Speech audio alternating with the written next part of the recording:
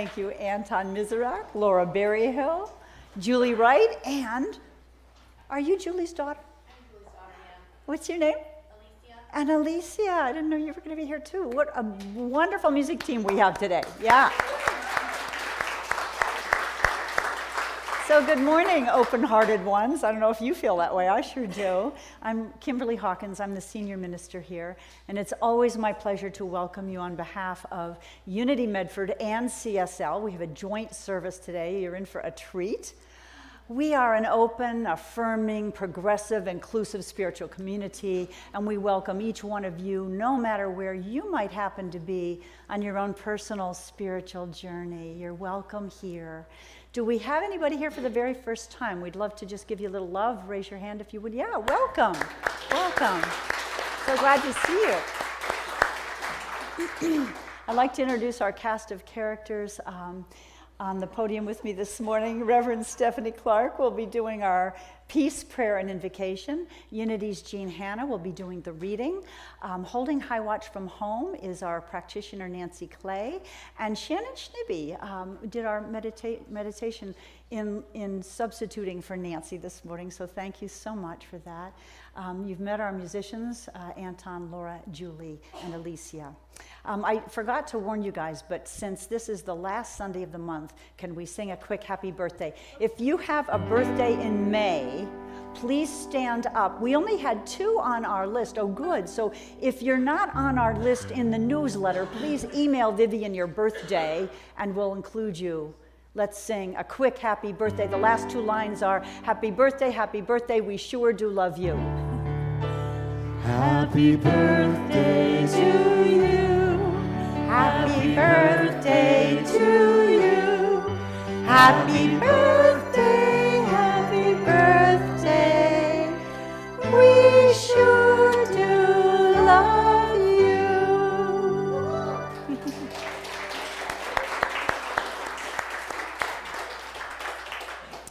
So please turn off your cell phones or put them in airplane mode if you have not already done so. A little caveat, we have a lot of children here today. And if they're noisy, we're going to just love it, right? We're just going to bless it, because isn't it cool that we have a teen and a youth program revitalizing again? It's awesome. Yeah. I want to say welcome to anyone watching online or watching the recording, but it's time now in our service to take a collective deep breath. I'm going to turn it back over to the musicians to prepare us for our invocation and reading. And please hold your applause after the reading, so that, or after the music, so that we can go into prayer.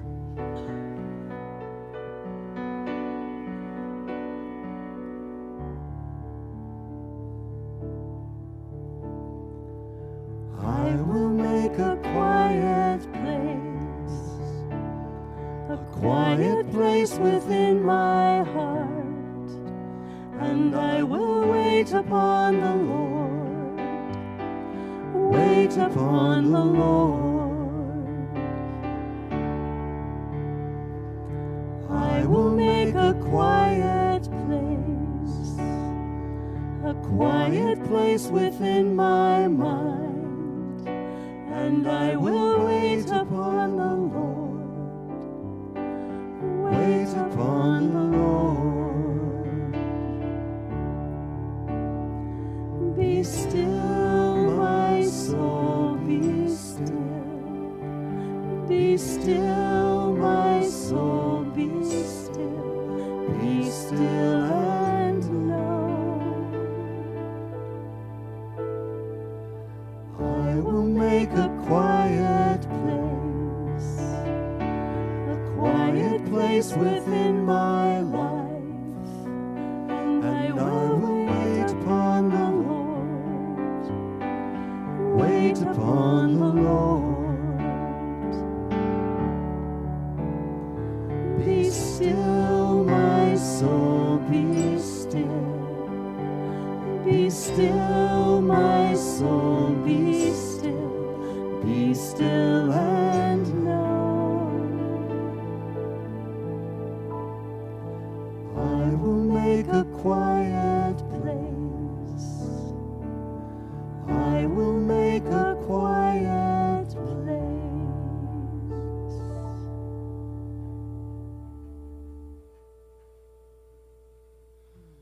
And so continuing in this beautiful consciousness that has been established for us thus far in our service this morning,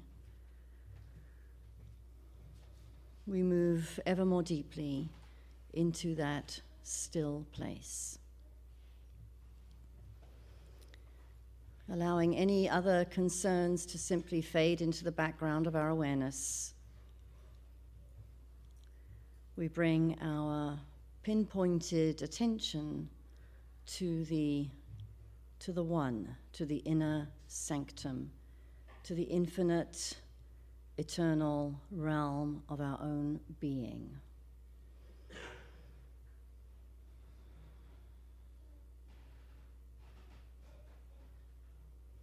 I know there is only one power, one presence, one life, and that power, that presence is who I am, who each individual here is, and who we are as a beloved community. The power, the presence is the presence of love and truth and wholeness, well-being, peace, power, joy, abundance, prosperity, life. The life that I am, the life that we are, is eternal and immortal. It can never die. It can never be born. It is who and what we are, eternally and essentially. And I speak my word for our gathering this morning, for our service, knowing that the Spirit has already gone ahead to prepare the way and has already made all the crooked places straight. It has already pre-orchestrated everything that is unfolding here in this sanctuary. Everything is perfectly aligned with the will of heaven.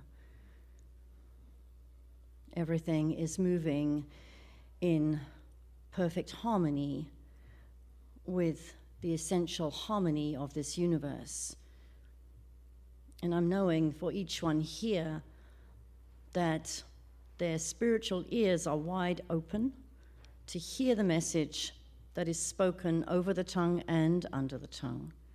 Not only to hear the message, but to fully integrate the message in their hearts. Everyone here is a waiting, listening, receptive, yielded vessel for the Spirit to have its way. And I bless all those beings who have been a part of and are a part of creating this sacred space this morning. So I bless our musicians who are bringing forth the word in music. I bless our speaker, Reverend Kimberly, and know that she is the perfect mouthpiece of God and is filled full with the inspired life force of the Spirit that speaks the word with power and passion, conviction and truth.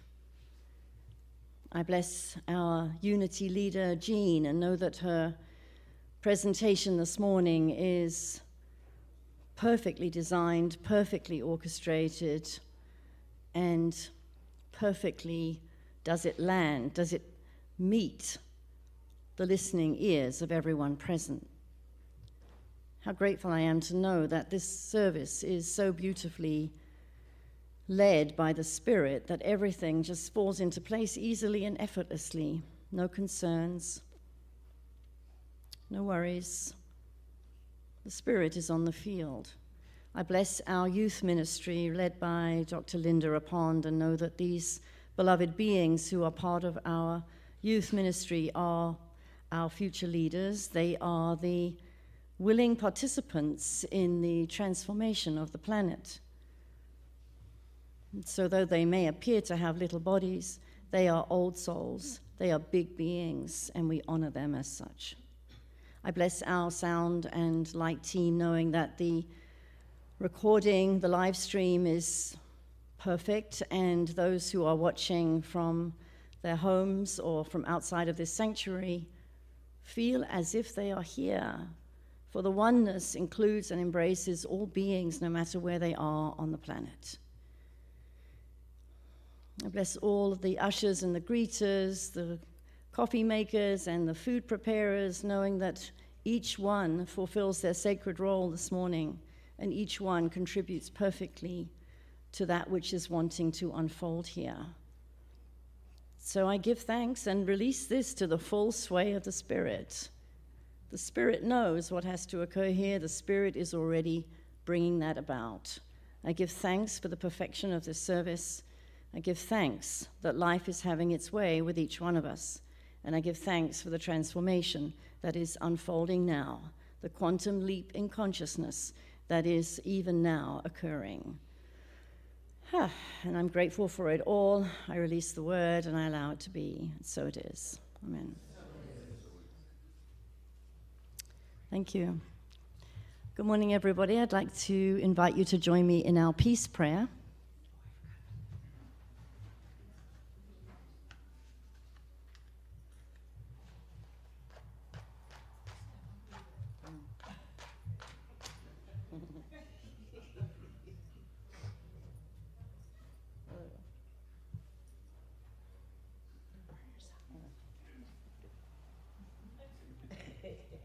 So I'm going to read the peace prayer? Yeah.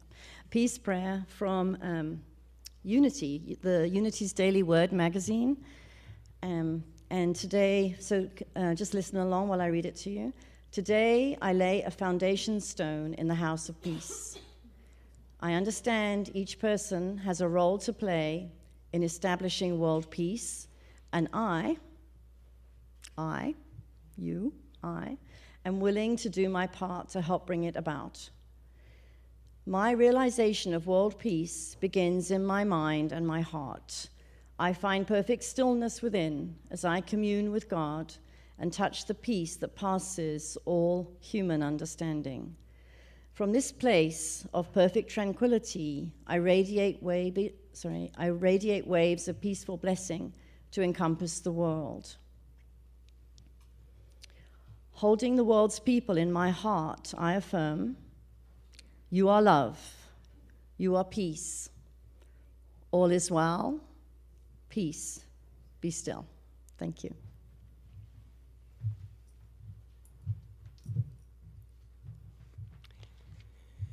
My name is Jean Hanna. I'm going to read from the Unity magazine from May and June.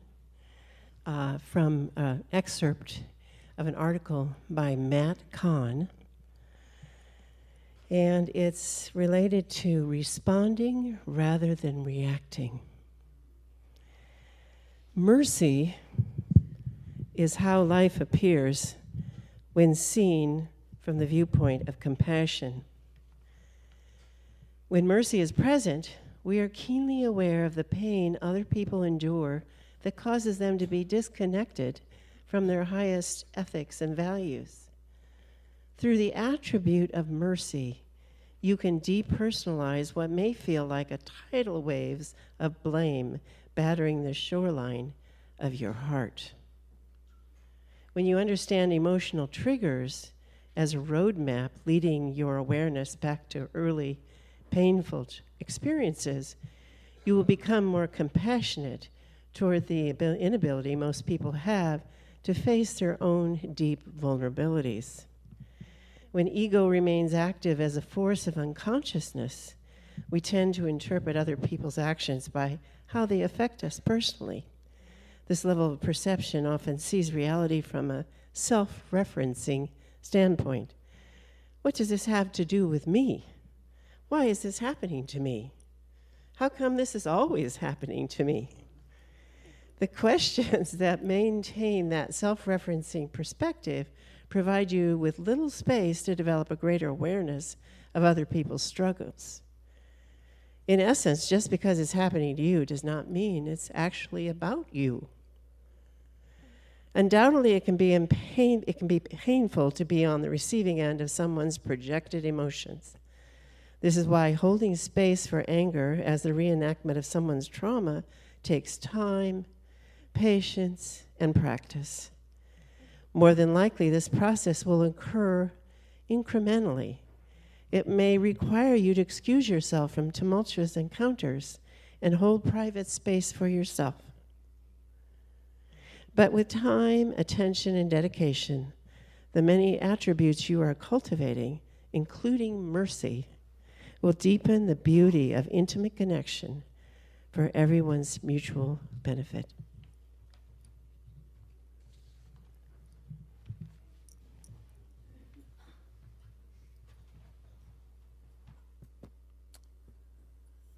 A song by a Bengali saint, put to words by Paramahansa Yogananda.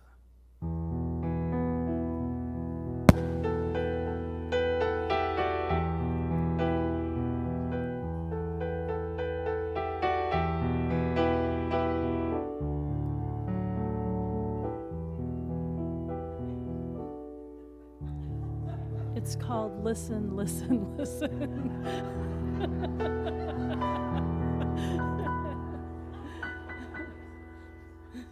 Listen, listen, listen to my heart's song. Listen, listen, listen to my heart's song. I will never forget you. I will never forsake you. I will never forget you. I will never forsake you.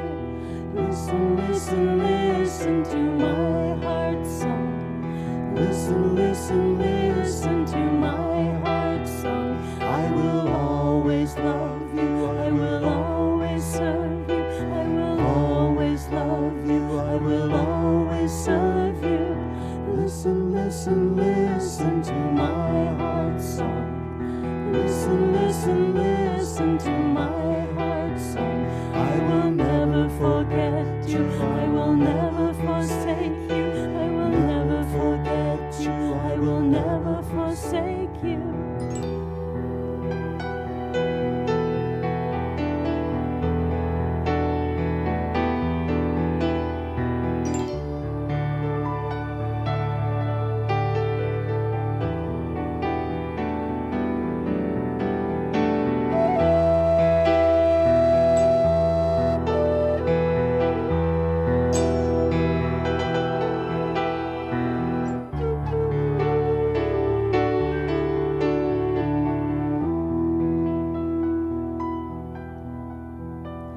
Listen, listen, listen to my heart's song. Listen, listen, listen to my heart's song. I will always love you. I will always serve you. I will always love you. I will always serve you.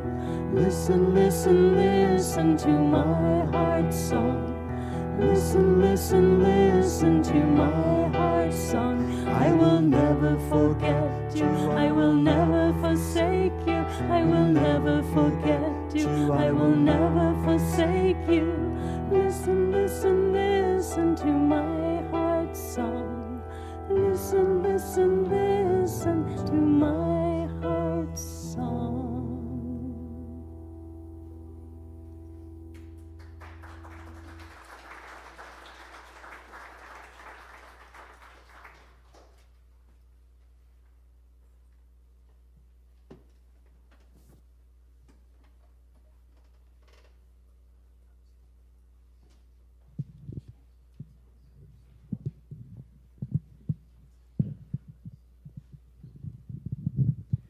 Good morning. Listening as a spiritual practice. This mini drama is a simple way to put us in touch with our progression of listening through life. As we have developed and grown older, perhaps the way that you and I listen changed. Perhaps you and I became more authentic. Perhaps you and I created deeper connections, and perhaps you and I formed stronger community through listening. You and I are all individuals with different experiences, different ways of listening, and yet there are common issues.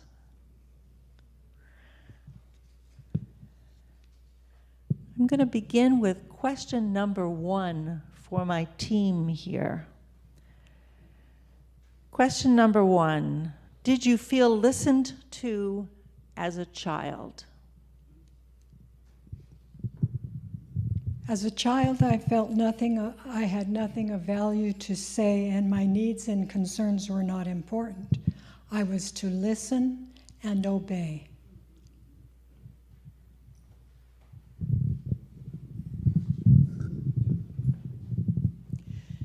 If my parents talked to me and I wanted to speak, that was considered sassing, disrespectful to elders, and therefore not tolerated.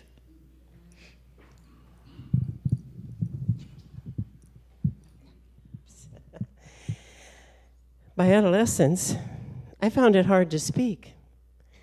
I was insecure about myself, afraid of being boring or stupid. Nobody listened to me, so I disappeared by listening to others.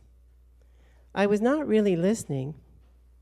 I just knew how to ask questions to keep them talking about themselves. I usually didn't remember anything they said later. We gotta go.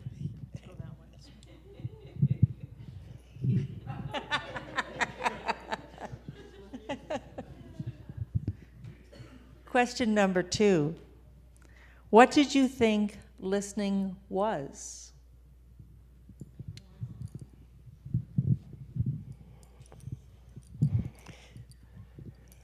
That's for dramatic pause. I thought listening was like playing tennis game. I would wait for the speaking ball to be passed to me. I was just waiting my turn to speak, planning what I was going to say while the other person was speaking. I was not paying a lot of attention to what the other person was saying.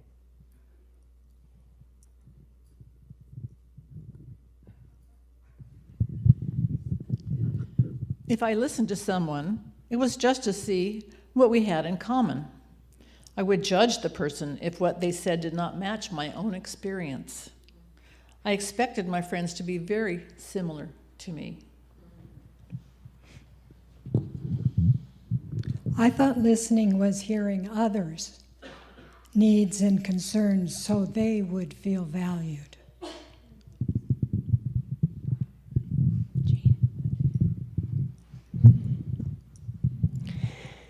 In meetings, I held on to my opinions, my experience, not budging from a fixed position. Out of my own insecurity, I became resistant to any other ideas but my own.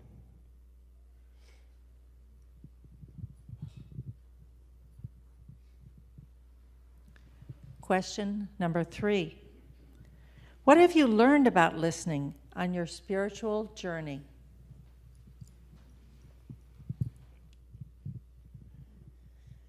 With the help of a few good friends, self-help books, therapeutic groups, and therapy, I learned to speak. I received approval, validations, and felt seen. Eventually,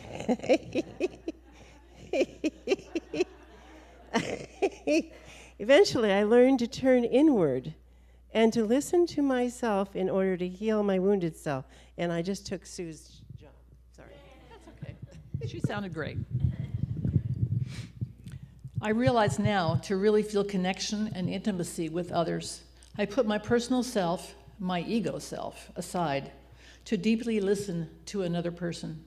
With patience and empathy, I try to understand what another person's experience is. I am curious about what others think.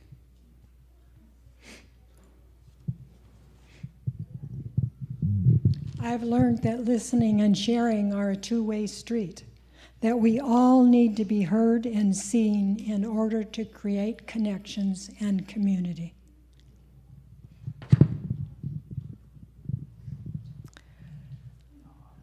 The 4 of us ask that you be conscious of using listening as a spiritual practice, every day, in every way. Let me at this time introduce you to our mini drama team. Creator of this drama, Jean Hanna.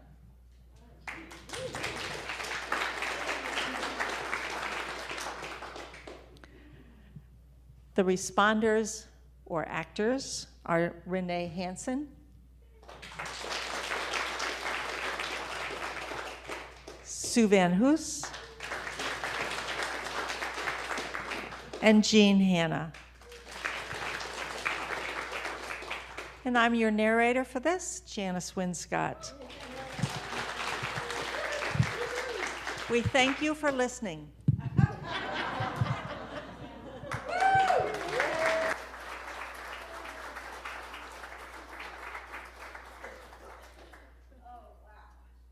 Thank you, thank you.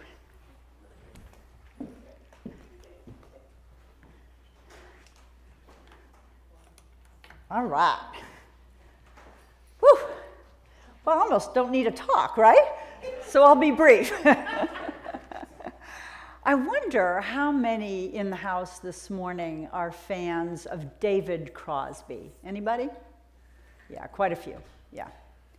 You know, when I was younger, loved Crosby, Stills, Nash & Young, and you may have heard David Crosby's was the one with his new band, his most recent band before he passed, Lighthouse Band, sang that song we played as the prelude. But I was not really aware of what he had done in the later part of his life until a couple weeks ago. My sweetheart, Eric, ordered the last CD that Crosby released before his death. It was a live concert. It was released in December, and of course he passed in January at the age of 81, and was writing music and creating wonderful things right up until the end. And we watched the video of this live performance. The three other people in the band are quite young, and the love and respect and between David and them was just palpable. I mean, you can imagine being in your 30s and singing with David Crosby. I mean, they were in awe, and yet you also sensed from him a total regard and respect and love for the younger people in this Lighthouse Band as well. It was beautiful. So after watching that, I wanted more. And I listened to another album, which was the last studio album Crosby released before his death. And it was from that album that I took the title of my message this morning. The album is called Hear If You Listen. Hear is spelled H-E-R-E, which is interesting because I think it could be interpreted either way. Now, it was interesting, one of the songs on there, I think was an indication that David was having some intuitions that his time on earth was soon to be over. These are the lyrics, and I think they were written by both Crosby and his younger friends. The lyrics are, "'Cause I've been thinking about dying and how to do it well, how to stand up and face it or just lie where I fell. It's a matter of honor, having stirred up some light," which I think Crosby definitely did in his life, "to spend my last hours clearing a path for your own ride. You will ride with the owls at night, your own ride. I will be there beside you." I got chills. Ride with the owls. Keep in mind the image of the owls because it appears again in another form. So the song in which the lyrics of the album's title appear, Hear If You Listen, the song was called Buddha on a Hill. And these are the lyrics that you may have heard in the prelude earlier.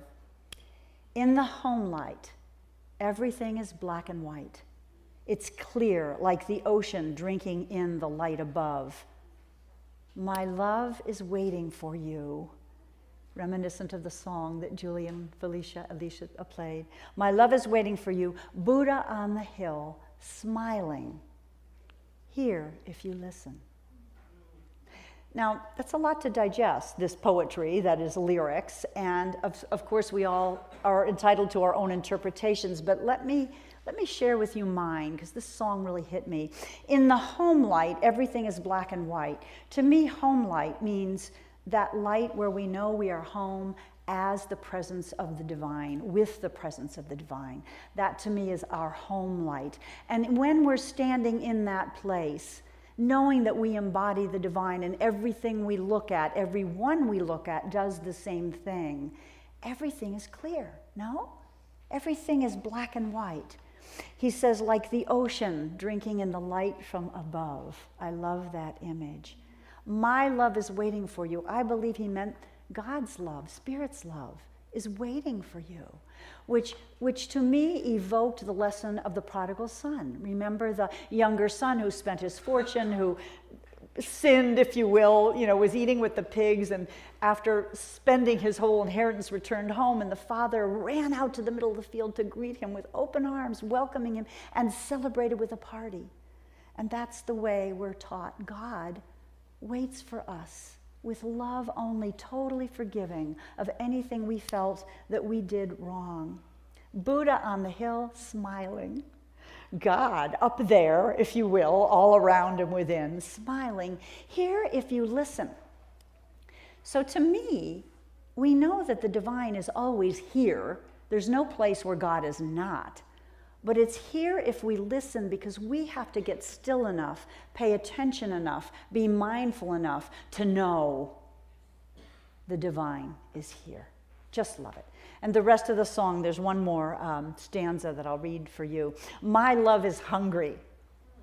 God's love is hungry. We believe in science of mind that the creator, source, made each of us out of itself in order to know itself better. And it longs for that connection just as we long for it. My love is hungry for you. Hawks above circling. Buddha on the hill smiling. Here, if you listen, in the home light. So hawks, we heard of an owl in the other song. Now it's hawks. Owls and hawks are the two raptors that have the keenest eyesight. And hawks are beautiful, deep symbols in many traditions. First of all, they soar high above, so they're visionaries. They're considered messengers between the earth and the heavens. And they represent spiritual soaring, which is what we are called to do. Keen visual sight. Buddha on the hill, smiling here if you listen. Wow, David Crosby. Such an amazing being. Yeah. Wow. So I think that this whole album and the skit and what we heard earlier points to this importance of being still and listening. You know the phrase from the Bible, be still and know. Be still and know that I am God. And this whole topic reminded me of Eckhart Tolle's work. And talk about an enlightened being in his book, The Power of Now. The power of now. Really, now is all we have. This present moment here is all we have. And yet, as humans, don't we tend to spend a lot of time worrying about what was before? Stephanie, I love when Reverend Stephanie prays. She always prays that we just let go of anything that came before and anything that's going to come up after, because we spend too much time in regret or regurgitating what happened, or in fear and worrying about what will happen in the future, and we miss right now here what's going on. Tolle, in his book, quotes Carl Jung, the psychologist, who interviewed a Native American chief who talked about his perception of white people, that we who are white often have tense faces. We're always seeking something. He asked Jung, what are they seeking? They always want something. They're always uneasy or restless, as opposed to being here, loving what's going on, accepting what's going on. Tolle goes on in his book, The Power of Now, to say this, and I love this. Watch any plant or animal, and let it teach you acceptance of what is, surrender to now. He goes on to say, I've lived with several Zen masters, all of them cats. And I'd like to show you my cat and talk a little bit about why I think this is true. So some of you know, wait a minute, Shannon, let's stay on the first one for a minute. Thank you so much. Some of you know that I adopted this one recently on my trip to Mexico. I named her Lucita, which I believe means a little light. And she is a Zen master. She is so present. I know if you have cats, you probably experience the same thing. This is her next to the salt lamp at Eric's home. Now the next slide shows her. Eric lives in a log home, and so there's a beam that goes across on the ceiling. I just took her this weekend up, and she walked the balance beam, and I was worried that she wouldn't be able to turn around and come back. Oh, no, no problem. But look she's so focused. And at home, she turns anything into a toy, loves to play, throws balls up in the air, eats my shoelaces, entertains herself, wears herself out, and then goes to sleep, and nobody wakes her up. She's just asleep in the sun. So I just think it's true that animals often can teach us to be totally present. She doesn't worry about the future. She gets underfoot constantly in the kitchen. Viv can attest to this. When we're cooking, because there might be something for me to eat, right, in the kitchen.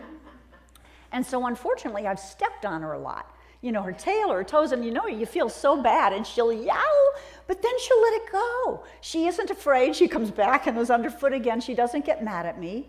She practices forgiveness. So, my Zen master, I love you, Lucy. We need to accept the present moment. We rush around so much, don't we? We seek too much, we want too much, and we forget about the joy of just being. One of the people, I think, who expresses the joy of just being better than maybe anyone else on the planet is poet Mary Oliver. I know some of you are fans. This one, poem of hers, is called Mindful. Every day I see or hear something that more or less kills me with delight, that leaves me like a needle in the haystack of light.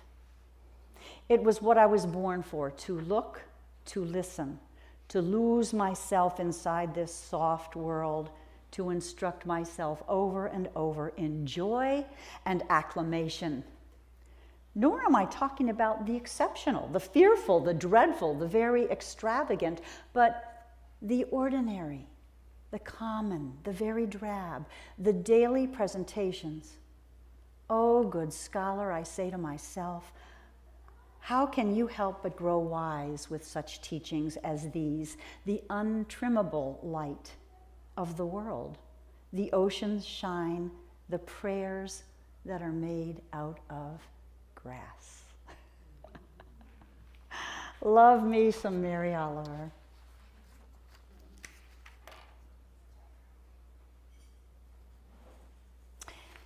In Science of Mind, one of the 10 core concepts we teach is the power of now.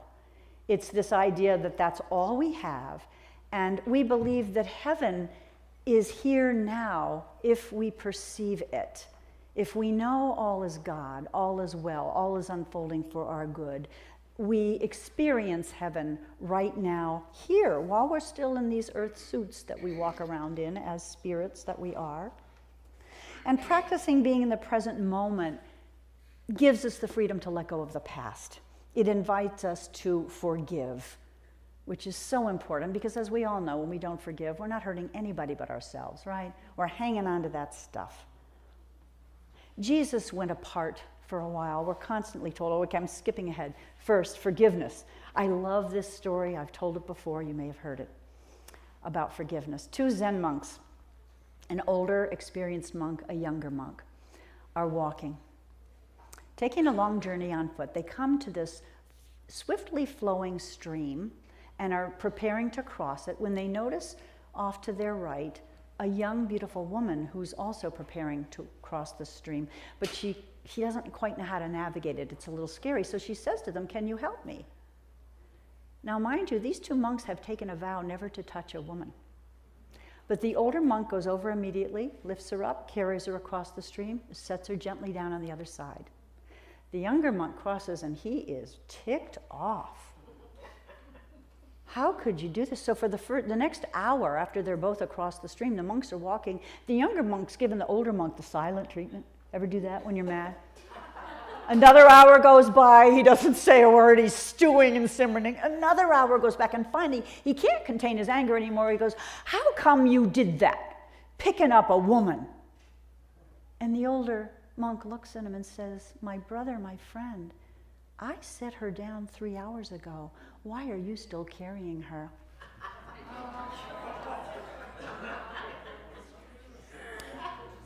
And how often are we still carrying things on our hearts? How often are we weighed down and cogitating over and over again when we need to let go? Whether it's a relationship that no longer serves us, it's a loss, whatever it is, a judgment, a hurt that we perceive someone else did to us. Yes, people can say hurtful things to us. People can do hurtful things to us, but we are, as our other songsters and ministers have already spoken into this space this morning, we are eternal beings, unchangeable and unable really to be hurt or killed or destroyed. So when we learn to forgive and let go, as Lucita does, we live in the present moment. We live in the light. We live in the peace, and we extend that peace to others. Yes? Yes. Both Ernest Holmes, founder of Science of Mind, and Charles Fillmore, founder of Unity, emphasize in their writings the importance of becoming still to listen. Hear if you listen. Now, I'm switching now to hear, H-E-A-R, if you listen. Because not only can we be present, H-E-R-E, when we listen, but we can hear that still small voice that always, always speaks to us from within. And this is when I wanted to mention that in the Bible, we're constantly told Jesus went apart for a while. He went away from the crowd so that he could hear what he called the Father's voice. And when we do that, we hear what we might call our intuition or our conscience. We are constantly and eternally guided when we're willing to do that. Ernest Holmes said this: "We can train our ears to listen to the divine harmony within, that we shall reproduce its melody, rhythm, and beauty in all our ways." Wow. Yeah. Hear if you listen, H-E-A-R. So on the theme of listening, we just started our class, this thing called You. It's a study of this thing called You, and it's a foundations class in Science of Mind. And I always like to start my classes with this poem by Parker Palmer, because I truly believe, and as a former counselor, I know that just being listened to deeply and respectfully and fully is so very healing. And certainly our panelists, illustrated that this morning, our what do you call it? Actors, actresses. And, think about the world. Think about the political divisiveness, the divisiveness among nations. What if we listened to one another? Don't you think it could be absolutely worldwide transformative if we did that? So each time I begin teaching a class, and I love being in class because I'm not just facilitating, I'm being in it. I'm learning as much as anyone else in there. I read this from Parker Palmer from his book, A Hidden Wholeness. "When you speak to me about your deepest questions, you do not want to be fixed or saved." Anybody want to fix or save somebody when you hear them in pain? "You want to be seen and heard, to have your truth acknowledged and honored. If your problem is soul deep, your soul alone knows what you need to do about it. And my presumptuous advice will only drive your soul back into the woods. So the best service I can render when you speak to me about such a struggle is to hold you faithfully in a space where you can listen to your inner teacher." Love that. So there's a cute story about Franklin Delano Roosevelt, FDR. When he was in the White House, he got really tired of long receiving lines. You can imagine, probably all our presidents have to endure long receiving lines from time to time. And he complained that as people went through, nobody listened to what they were saying. Now, someone pointed out to me that if I were in the presence of FDR going through a receiving line, maybe I would have been so intimidated that I wasn't quite present in the now moment. So we'll forgive people. But one day at an event, he decided to try an experiment. I think this is a true story. So as people came through the line, he whispered in their ear, "I killed my grandmother this morning." And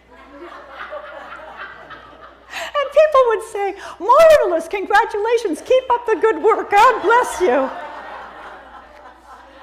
Until the last person to come through was the ambassador from Bolivia, who actually heard what he said. And just nonplussed completely, he leaned over to FDR and said, "She probably deserved it."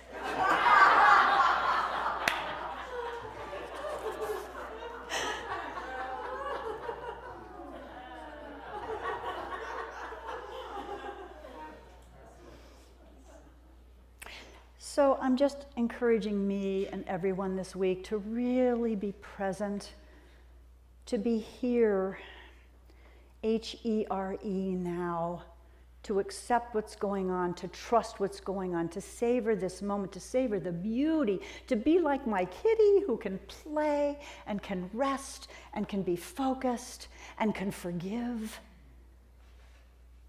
I invite us to really listen to the people around us, even if we don't agree with them, without judgment, to just allow them, to trust that each person who may have a problem, whether it's our child or our friend or our partner, that maybe the best gift we can give is our full, loving, non-judgmental attention, trusting that they can be here, that they can H-E-A-R if we listen, learn to listen to their advice, their inner guidance, that is. And finally, I have a quote from Sister Claire Condon, who I believe really points out, as I alluded to earlier, that the power of listening can change the world. I'm going to leave you with this.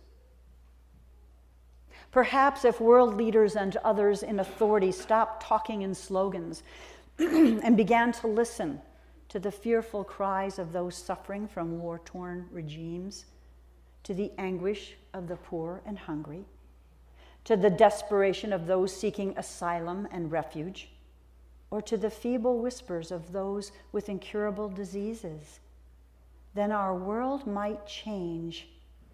Peace might replace war. The hungry might receive food and nourishment.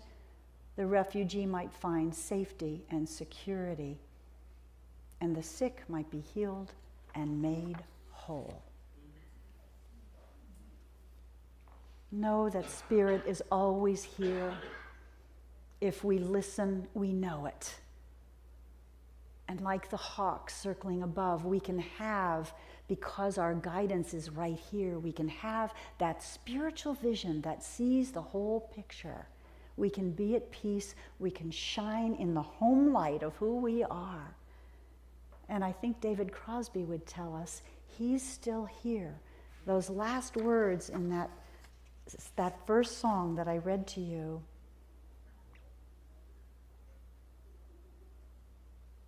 You will ride with the owls at night. In other words, you will see even in the dark the light, the truth. You will ride with the owls at night, your own ride. I will be there beside you. Thank you, David Crosby. Thank you to all our departed ones, because all of them are riding beside us, I believe. Let's go into prayer.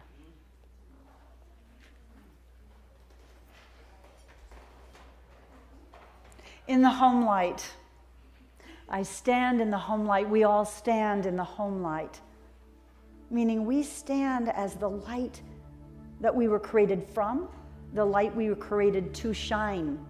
That light of the Creator, of Source, of infinite love, whatever we call it, Spirit, God. It is light, it is truth, it is love, it is harmony, it is peace, it is oneness, and so much more. We can never be separate from it, but boy, we sure can pretend or convince ourselves that we are. So to be still, to listen is such a gift. It's a gift to our own soul rising. It's a gift to everyone that we interact with. May we this week truly learn to listen within and to listen to those around us. May we forgive ourselves and others. May we be like the Zen masters that our pets and our plants teach us to be, fully present, fully accepting, fully forgiving.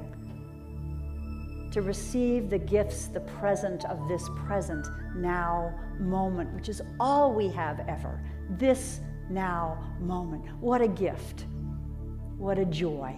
May we this spring walk among the wildflowers as the temperatures go up and down, accepting it all, enjoying it all, being grateful that we have warm clothes for the cold and sleeveless things for the cool. We are so blessed, my friends. We are so guided. We are so loved. We are the light. We are the light. Let's live it. Let's shine it. Let's share it. I give thanks for this teaching. I give thanks for everyone in this room. I give thanks for this week, each now moment that we each received as a gift, we will receive as a gift. And so, in gratitude, I release this prayer into the heart of the divine, that responsive, subjective mind that only has one answer always. Yes, my beloveds, it is done as you pray, as you speak, as you believe. And we say together, so it is. Amen.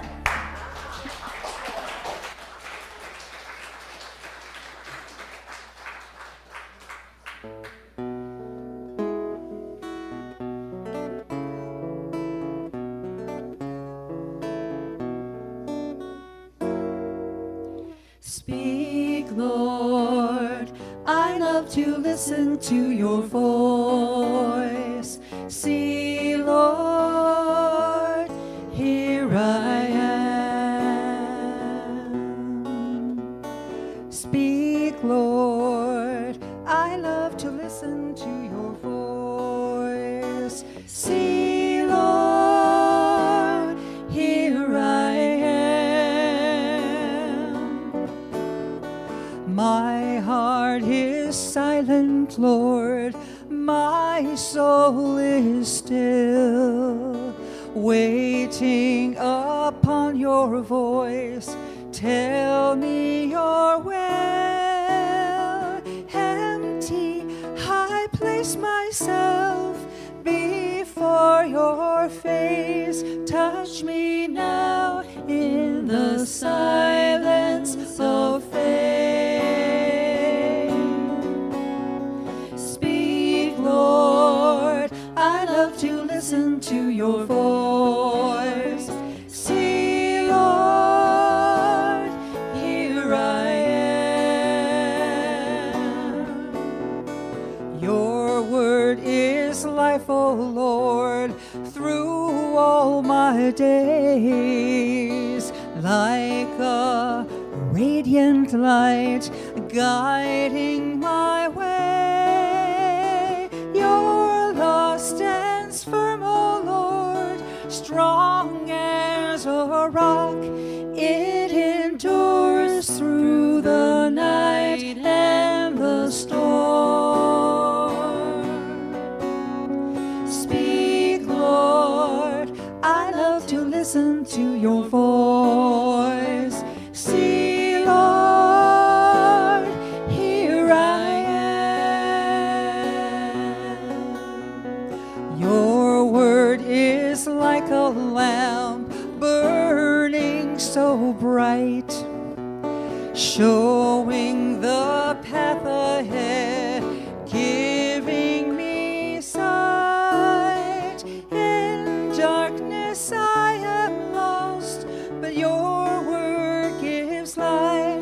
Speak to me, live in me, saving word. Speak, Lord, I love to listen to your voice. See, Lord, here I am. Speak, Lord, I love to listen to your voice. See, Lord, here I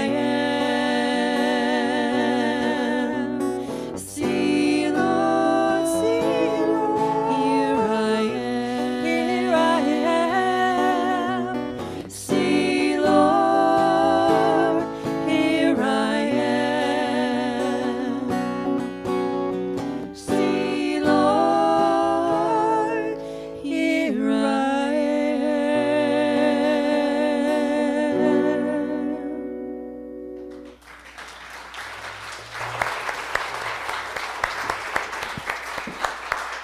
Mother and daughter, perfect song. Thank you. Thank you, thank you, thank you. You know, and I have to ask Julie, because I know sometimes you write things and don't tell us. Was that yours? No. Okay. I picked that song too. Well, good choice. Good choice. Thank you so much. Time now to share our tithes and offerings. You know, the law of circulation tells us that when we give, we receive. We create this circular. That's the way God works. That's the way life works. So I'm going to invite our ushers, Patricia and Vivian, forward. And if you will share this affirmation after me, I'd appreciate it. Graciously I give, from a place of love. Knowing that as I give, so do I richly receive. So it is. If you can listen to the Sanskrit, we're going to do a kirtan. It's a call and response. That means a sing-along. And I'll be singing the response part, so you can all sing with me and help me out. Radhe Radhe Govinda Radhe, Radhe Radhe Govinda Radhe, Radhe Radhe Govinda Radhe, Radhe Radhe Govinda Radhe, Radhe Radhe Govinda Radhe, Radhe Radhe Govinda Radhe, Radhe Radhe Govinda Radhe, Radhe Radhe Govinda Radhe, Radhe Govinda, Radhe Govinda,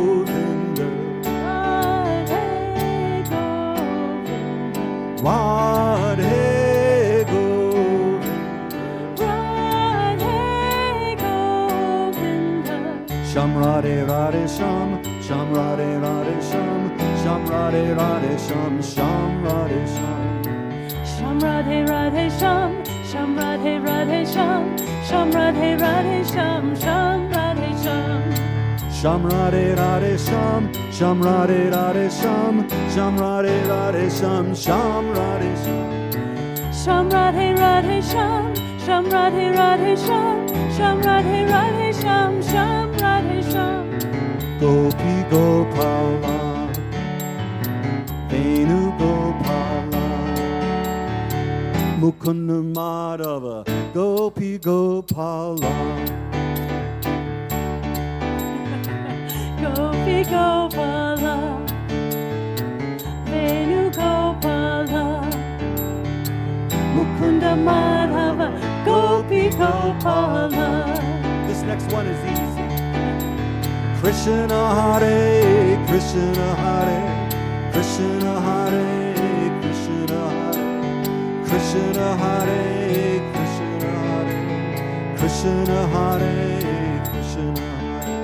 Krishna Hare, Krishna Hare, Krishna Hare, Krishna Hare, Krishna Hare, Krishna Hare, Krishna Hare, Krishna Hare, Krishna Hare, Radhe Radhe Govinda Radhe, Radhe Radhe Govinda Radhe, Radhe Radhe Govinda Radhe, Radhe Radhe Govinda Radhe, Radhe Govinda, Radhe Govinda, Radhe Govinda, Radhe Govinda, Radhe Radhe Govinda, Radhe, Radhe Radhe Govinda, Radhe.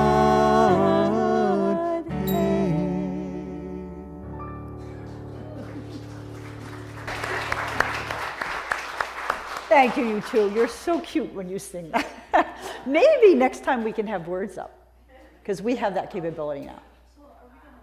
And then we'll be able to sing better with you. You know, we might have a kirtan at this church, and maybe we'll have the words up. All right, a kirtan. That sounds like a good idea, yeah? Yeah. All right, a few announcements before we say goodbye. We do need some ushers, so You can email Vivian at cslroguevalley.org or sign up in the social hall if you're interested to serve once a month as an usher. That would be wonderful. I began our foundations class last week, and there's still time to join if you want to join this Wednesday evening. That is the last day to join our 5-week class. Flowers. When Karen Jordan comes, she always brings live flowers, and we wanted to invite you, if you ever are celebrating an anniversary or even an anniversary of a loved one's death, something that you wanted to honor, please let Karen Jordan know. Her information is in the newsletter. You can sign up, and then we'll mention that in service, that where the flowers are in honor of whoever it is you are honoring that week. Unity is continuing the podcast Brown Bag Suppers, which are awesome, with Jean Hanna. You bring your dinner and watch a video of interviews of all kinds of wonderful people. I'm going to be here for Aaron Apke on the 9th, I think it is. Let's see, ongoing meetings, please see the newsletter. There's Tai Chi, and there's Miracle Makers, and there's prayer circles, and all kinds of stuff going on. Rev Stephanie wanted me to remind you that we're having a fundraiser next week that we used to have. It's called the 50-50 raffle. So we're going to be selling tickets. I believe they're $2 a ticket, or 10 tickets for $2 a ticket. $2 a ticket. Yeah. $5 for, if you pay $5, you get 12, yeah. And $5. We'll have it figured out by next week. But the point is, we do a drawing, which we'll do in the social hall shortly after service, and half of the take goes to the center, and half goes to the winner. So it's kind of a win-win. Yeah. You have to be present to win. You have to be present to win. Thank you, Stephanie. I'm trying to be quick because we're a little over the hour. I like to be an hour. I think that's about it. You can sign up for our newsletter if you do not already receive it in the social hall. There are prayer boxes in the back for CSL, in the social hall, Bosworth Hall for Unity. We love to pray.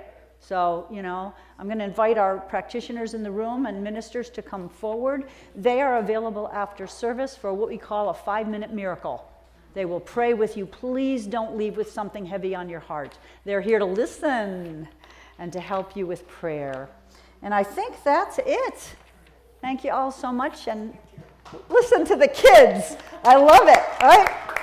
Please join us afterwards for some snacks. We'll turn it back over to our musicians. All right. How would you like to stand for our closing song? Stand. For years I would talk about how I wanted to change the world, but I always left it up for someone else to do. Then I finally realized I needed to take a stand, and that by changing my thinking I could change my life, and that's how I could change the world. Let there be peace. I am a stand for peace. Let there be love.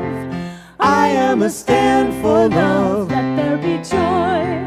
I am a stand for joy. We are making a new world now. Let there be peace. I am a stand for peace. Let there be love. I am a stand